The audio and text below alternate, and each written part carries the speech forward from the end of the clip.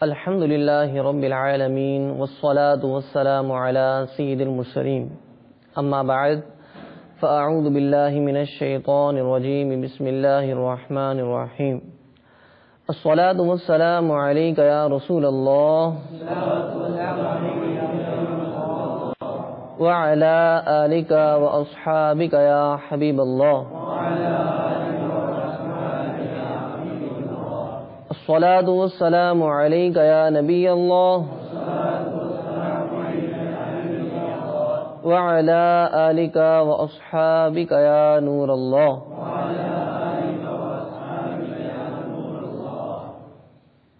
سرکار دو عالم نور مجسم شاہ بنی آدم رسول محتشم صلی اللہ تعالی علیہ وآلہ وسلم پر درود پاک پڑھنے کی ایک بہت ہی پیاری حکایت آپ کے سامنے عرض کرتا ہوں.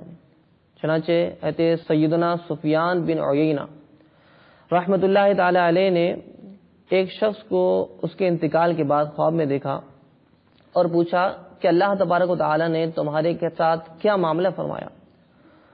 تو اس شخص نے عرض کیا کہ چونکہ میں کثرت کے ساتھ درود پاک پڑھا کرتا تھا تو اللہ تعالیٰ کی بارگاہ میں میرا یہ عمل مقبول ہو گیا اور اللہ تعالیٰ نے اس کی برکت سے میری مغفرت فرما دی.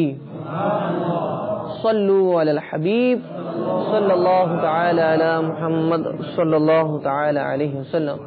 صلاۃ و سلام علیک یا رسول اللہ. میرے میٹھے میٹھے اسلامی بھائیوں اور مدنی چینل کے ناظرین، الحمدللہ عز وجل مدنی چینل کے سلسلے فیضان کنز ایمان میں حاضر ہیں. اس سلسلے میں ہم تلاوت قرآن مجید کے ساتھ ساتھ اس کا ترجمہ اور تفسیر سننے کی سعادت حاصل کرتے ہیں. لیکن پہلے رمضان مبارک کے احترام کے حوالے سے آپ کے سامنے ایک حکایت عرض کرتا ہوں کہ رمضان مبارک کا جو شخص ادب اور احترام کرتا ہے تو اللہ تبارک و تعالی اس کو کس قدر رحمتوں اور برکتوں سے نوازتا ہے. ایک شخص تھا جس کا نام محمد تھا. تو اس شخص کا یہ معمول تھا کہ جب بھی رمضان مبارک کا مہینہ تشریف لاتا تو اس میں خصوصیت کے ساتھ وہ عبادت کا اہتمام کیا کرتا تھا اور باقاعدہ جو ہے اس ماہ مبارک میں خصوصیت کے ساتھ عبادت کا اہتمام کیا کرتا تھا. تو جب اس کا انتقال ہوا تو اس کو مرنے کے بعد کسی نے خواب میں دیکھ کر پوچھا کہ اللہ تعالیٰ نے تیرے ساتھ کیا معاملہ فرمایا. تو اس نے کہا کہ اللہ تبارک و تعالیٰ نے مجھے ماہ رمضان المبارک کے ادب و احترام کی برکت سے میری مغفرت فرما دی. تو معلوم ہوا کہ جو شخص ماہ رمضان کا احترام کرتا ہے تو اللہ تبارک و تعالیٰ ایسے لوگوں کی مغفرت فرما دیتا ہے. لہذا ہمیں بھی ادب و احترام کرنا چاہیے. اب ادب و احترام کیا ہے کہ اس ماہ میں ہم کثرت سے عبادت کریں، نمازیں پڑھیں، اللہ تبارک و تعالیٰ کا ذکر کریں اور تلاوت قرآن مجید فقان حمید پڑھنے کی سعادت حاصل کریں. آئیے تلاوت قرآن مجید سنتے ہیں اور اپنے قلوب و اذہان کو نور سے منور کرنے کی کوشش کرتے ہیں.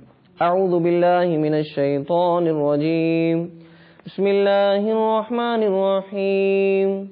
يا أيها الذين آمنوا لا يسخر قوم من قوم عسى أن يكونوا خيرا منهم ولا نساء من نساء عسى أن يكن خيرا منهن ولا تلمزوا أنفسكم ولا تنابزوا بالألقاب بئس الاسم الفسوق بعد الإيمان ومن لم يتب فأولئك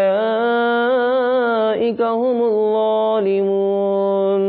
صدق الله العظيم.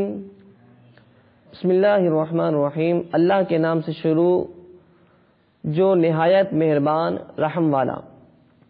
اللہ تعالیٰ نے ارشاد فرمایا اور اس آیت کریمہ میں اللہ تعالیٰ نے مسلمانوں کو ایک دوسرے پر ہنسنے سے منع فرمایا یا ایھا الذین آمنوا لا یسخر قوم من قوم عسى ان یکونوا خیرا منہم. اے ایمان والو، نہ مرد مردوں سے ہنسے، عجب نہیں کہ وہ ان ہنسنے والوں سے بہتر ہو، اور نہ عورتیں عورتوں سے، دور نہیں کہ وہ ان ہنسنے والوں سے بہتر ہو۔ میرے میٹھے میٹھے اسلامی بھائیوں اور مدنی چینل کے ناظرین، اس آیت طیبہ میں اللہ تبارک و تعالی نے احترام مسلم کا درس عطا فرمایا کہ بسا اوقات انسان اپنے آپ کو بلند سمجھتا ہے، دوسرے کو حقیر جانتا ہے اور اس پر وہ ہنستا ہے۔ اب اس کی مختلف صورتیں ہیں، یا تو وہ نسب کی وجہ سے کہ اپنے نسب کو اعلیٰ سمجھتا ہے، دوسرے کو حقیر سمجھتا ہے، یا اپنے آپ کو مال و دولت والا سمجھتا ہے، دوسرے کو غریب سمجھتا ہے، اپنے آپ کو زیادہ صحت مند سمجھتا ہے، دوسرے کو کمزور سمجھتا ہے۔ تو مختلف طریقے سے ایک انسان دوسرے انسان پر ہنستا ہے، تو اللہ تبارک و تعالیٰ نے اس سے منع فرمایا، اور یقیناً کسی مسلمان پر ہنسنا اس کی دل آزاری کرنا ہے، اس کے دل کو دکھانا ہے، اور کسی مسلمان کے دل کو دکھانا کتنا برا فعل ہے کہ اللہ کے حبیب صلی اللہ تعالی علیہ وسلم نے ارشاد فرمایا کہ مسلمان کے دل کو دکھانا یہ کعبے کی دیوار کو ڈھانے سے بھی برا ہے۔ اس قدر سخت گناہ اس کا جو ہے بیان فرمایا گیا۔ اور اس آیت کے نزول کے بارے میں بھی ملتا ہے کہ یہ آیت بنو تمیم کے حق میں نازل ہوئی۔ یہ ایک قبیلہ تھا جو کہ فقراء مسلمان کو دیکھ کر ہنسا کرتے تھے، حضرت بلال، حضرت صہیب اور دیگر جو صحابہ کرام جو زیادہ مال و دولت والے نہ تھے، تو ان کو دیکھ کر یہ لوگ ہنسا کرتے تھے۔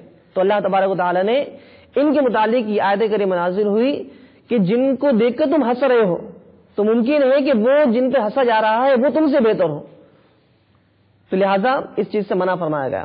اسی طرح آگے فرمایا گیا کہ نہ عورتیں عورتوں کو دیکھ کے ہنسے، کہ ممکن ہے کہ جن پہ ہنسا جا رہا ہے، جن عورتوں پہ ہنسا جا رہا ہے تو وہ تم سے افضل ہو۔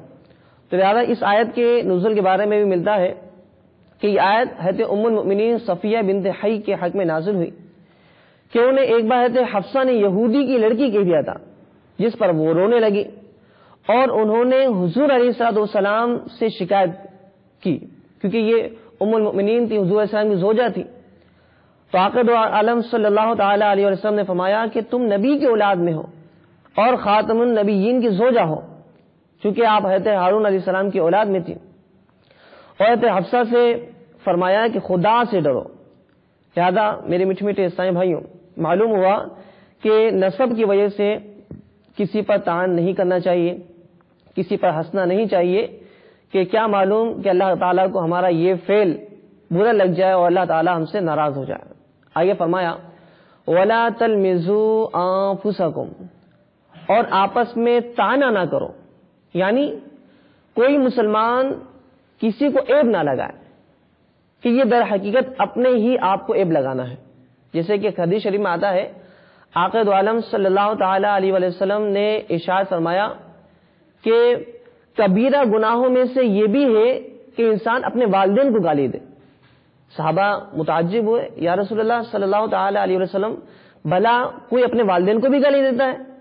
تو آقا دو عالم صلی اللہ تعالی علیہ وسلم نے فرمایا ہاں، اس طرح کہ یہ شخص کسی کے باپ کو گالی دے، وہ اس کے باپ کو گالی دے، یہ شخص کسی کی ماں کو گالی دے تو وہ اس کی ماں کو گالی دے، تو کسی کے والدین کو گالی دینا گویا اپنے والدین کو گالی دینے کا سبب ہے۔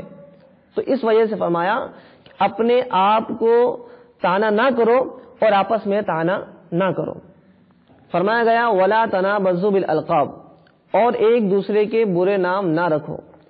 اس آیت کے تحت فرمایا مفتی احمد یا خان نعیمی رحمۃ اللہ تعالی علیہ نے کہ اس سے چند مسئلے معلوم ہوئے۔ ایک یہ کہ مسلمان کو کتا، گدھا، سور وغیرہ نہ کہو، اور دوسرا مسئلہ یہ معلوم ہوا کہ جس گناہ گار نے اپنے گناہ سے توبہ کر لی ہو پھر اسے اس گناہ کا طعنہ نہ دو۔ جیسے کہ ایک شخص تھا، چوری کرتا تھا، پھر بعد میں اس نے اس گناہ سے توبہ کر لی ہو تو بعد میں اس کو اس گناہ پر عار نہ دلائی جائے، کہ حدیث شریف میں بڑی سخت وعید ہے۔ آقا دو عالم صلی اللہ تعالی علیہ وسلم نے ارشاد فرمایا کہ جس شخص نے اپنے گناہ سے توبہ کر لی ہو، اگر کوئی شخص اس کے اس گناہ پر عار دلاتا ہے تو عار دلانے والے کے بارے میں یہ وعید فرمائی کہ جب تک وہ نہیں مرے گا کہ تب تک وہ اس گناہ کے اندر خود ملوث نہ ہو جائے۔ کس قدر زبردست وعید ہے اگر ہم اس پر غور کریں۔ تو لہذا ہر کسی شخص پر، ہر مسلمان کو یہ غور کرنا چاہیے کہ کسی پر جو ہے زیادتی نہ کرے، کسی پر عیب نہ لگائے۔ آگے فرمایا بئس الاسم الفسوق بعد الایمان، کیا ہی برا نام ہے مسلمان ہو کر فاسق کہلانا۔ یعنی اللہ تعالیٰ نے ہمیں اسلام کی دولت عطا فرمائی، اور اسلام انسان کی عزت کو بلند و بالا کرتا ہے۔ اب انسان مسلمان ہونے کے بعد بھی ان گناہوں میں ملوث ہو جائے تو شرعاً ایسے شخص کو فاسق کہا جاتا ہے۔ تو فرمایا کیا ہی برا نام ہے مسلمان ہو کر فاسق کہلانا۔ تو لہذا جو اللہ تعالیٰ نے مسلمان انسان کو بنایا ہے، کامل طور پر مسلمان بننے کی کوشش کرنی چاہیے، اور جو فسق والی چیزیں ہیں، جن چیزوں سے انسان فاسق ہو جاتا ہے اور وہ گناہ کبیرہ ہیں، ان سے اپنے آپ کو ہمیشہ بچانے کی کوشش کرنی چاہیے۔ وَمَن لَّمْ يَتُبْ فَأُولَٰئِكَ هُمُ الظَّالِمُونَ، اور جو توبہ نہ کرے تو وہی ظالم ہے۔ یعنی اگر مذکورہ تمام غلطیاں کوتاہیاں ہم سے سرزد ہوئی ہوں تو ہمیں چاہیے کہ ہم گناہوں سے توبہ کریں، اور جن جن کی دل آزاری کی ہو ان سے بھی معافی مانگے، تاکہ جب وہ معاف کر دیں گے تو انشاءاللہ اللہ تعالیٰ بھی ہماری مغفرت فرما دے گا۔ اور اگر ہم بغیر توبہ کیے اس دنیا سے ہی چلے گئے تو یقیناً ہم اپنی جان پر ظلم کرنے والے ہیں، آخرت میں عذاب ہمیں سہنا پڑے گا۔ اللہ تعالیٰ کی بارگاہ میں ہم سب دعا کرتے ہیں کہ رب کریم ہم سب کو گناہوں بھری زندگی سے نجات عطا فرما کر نیکیوں بھری زندگی عطا فرمائے، اور قرآن و حدیث پہ عمل کرتے ہوئے اپنے شب و روز گزارنے کی توفیق نصیب فرمائے۔ آمین بجاہ النبی امین صلی اللہ تعالی علیہ وسلم۔ صلو علی الحبیب صلی اللہ تعالی علی محمد صلی اللہ تعالی علیہ وسلم۔